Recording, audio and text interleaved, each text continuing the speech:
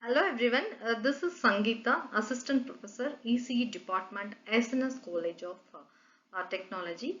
And in this video, I am going to explain about sample and hold circuit in design thinking approach. And the outline of this video is three stages of design thinking. That is empathy, that is why we need sample and hold circuit, and definition of sample and hold circuit and ideate.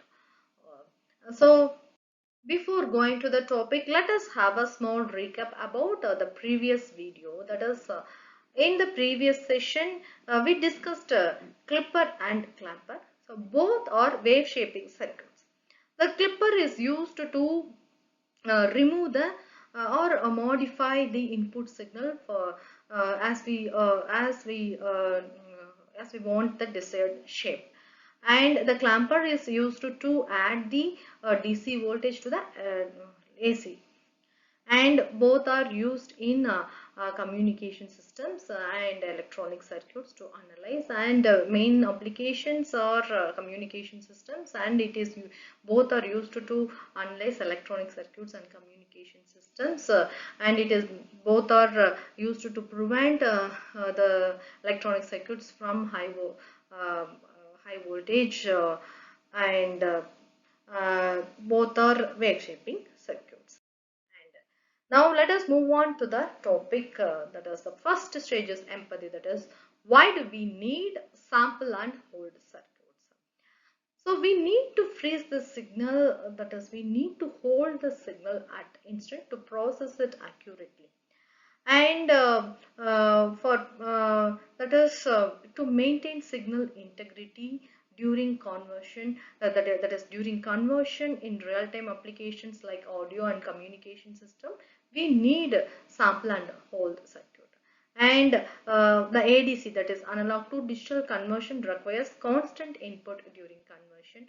Also, in the circuits, the electronic circuits prevents distortion in fast changing signals. So the sample and hold circuits are used to do all these things, and also to improve accuracy of digital systems and data acquisition systems, sample and hold circuits are essentially needed. So, considering all these points, we can define what is SNS circuit. That is, it is shortly sample and hold circuit, shortly called as SNH. That it stores the sampled analog input voltage for a short period of time. So, also it maintains a constant output voltage until the next input sample is taken.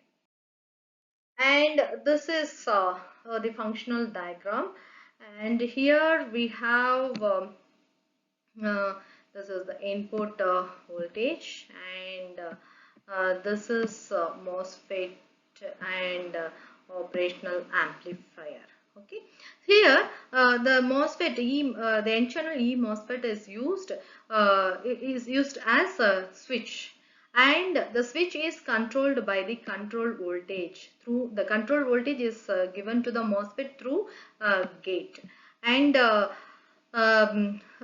during the switch is in on condition, the capacitor charges, and the charged that is the charged voltage is temporarily stored, that is like a buffer or like a memory, and during the on condition the capacitor is charges, and during off condition the capacitor gives the that is stored energy is given to the operational amplifier.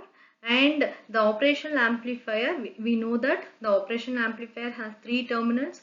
The minus sign is inverting terminal, and the plus sign is non-inverting terminal. So through the non-inverting terminal the input is connected, that is the capacitor stores the input voltage, and it is given to the inverting terminal, and supply is given as plus VCC minus VE. The output is taken here, that is the sixth pin of the operational amplifier, and here the load resistance is connected. And during the during the off condition of this switch, that is MOSFET, the operational amplifier acts as a voltage follower, that is in the input the stored energy, that is stored input voltage from the capacitor is applied at the non-inverting terminal of the operational amplifier, and it acts as a input